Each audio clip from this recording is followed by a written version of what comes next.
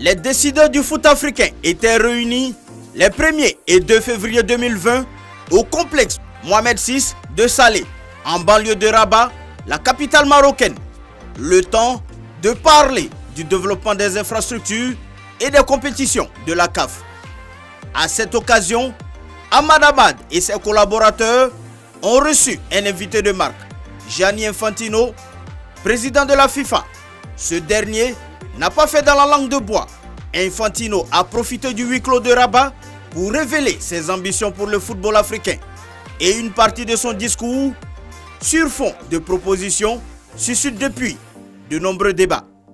La Coupe d'Afrique des Nations aujourd'hui génère 20 fois moins. Et au niveau des infrastructures, honnêtement, j'ai voyagé dans 41 pays. Ce que j'ai vu n'était pas vraiment une explosion de stades modernes. Mais on va investir 1 milliard dans l'infrastructure.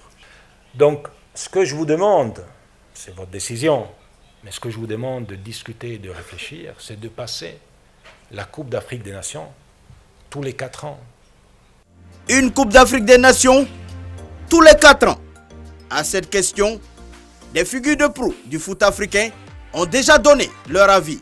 Le président de la FIFA n'a fait qu'une proposition et il faudra que quelqu'un décide. À mon avis, une fois les 4 ans, c'est trop.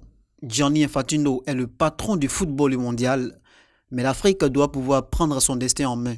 Concernant la CAN, je suis pour qu'elle se tienne une fois les 2 ans, même s'il faut encore discuter de la meilleure période de l'année pour l'organiser.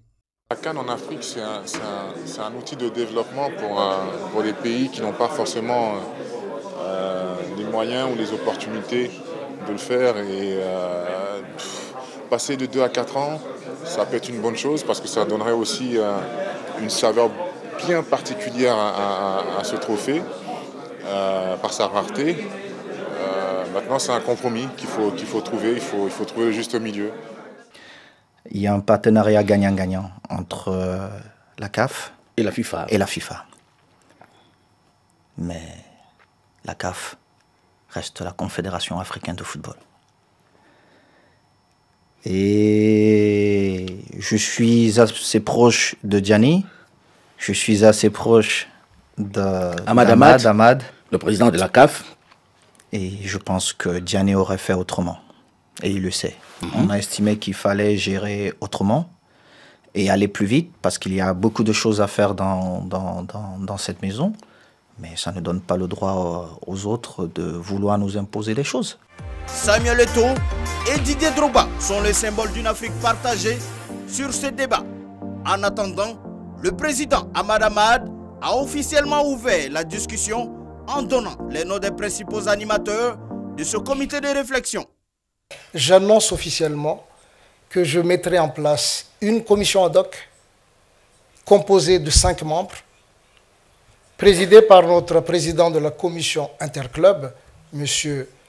Oumari Constant, et 2 membres qui viennent de l'administration, le directeur de la compétition et le directeur de marketing, parce qu'il faut qu'il y ait un spécialiste de commercialisation, et de 2 présidents de club, dont M. Moïse Katoumi même fera partie, et M. Saher Seck, qui est président et fondateur d'une académie, une grande académie en Afrique. Si la CAN a lieu tous les 4 ans, est-ce la meilleure méthode pour acquérir beaucoup plus d'infrastructures?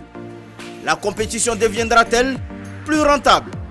Autre point important des assises de Rabat, qui est passé presque sous silence, le comité exécutif de la CAF a voté pour le non-renouvellement du mandat de Fatma Samoura en tant que délégué général de la FIFA pour l'Afrique.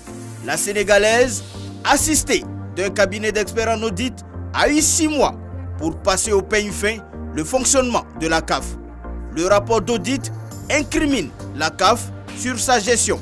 Les sommes dépensées par l'instance sont difficilement traçables.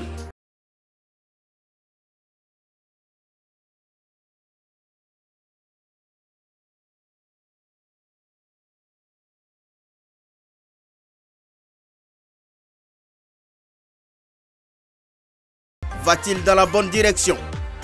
Le cahier d'ambition d'Infantino pour l'Afrique est-il soutenable? Messieurs, la parole est à vous.